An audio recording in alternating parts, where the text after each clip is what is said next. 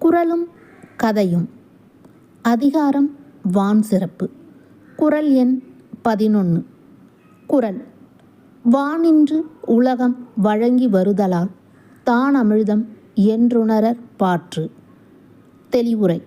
உலக மக்கள் வாழ்வதற்கு மழை இன்றியமையாத உள்ளதால் அதனை அமிர்தம் என்று அழைக்கப்படுகிறது.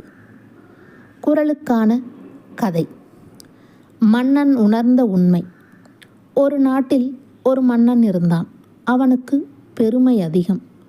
என் நாட்டை நான் தான் நடத்துகிறேன், என்னால் தான் இந்த நாடு சுகமாக உள்ளது. ஒரு வருடம் மழை பெய்யவில்லை.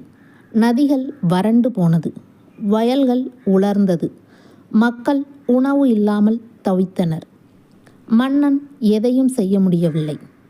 மக்கள் சொன்னார்கள், மன்னா, மழை இல்லாமல் நாங்கள் வாழ முடியவில்லை.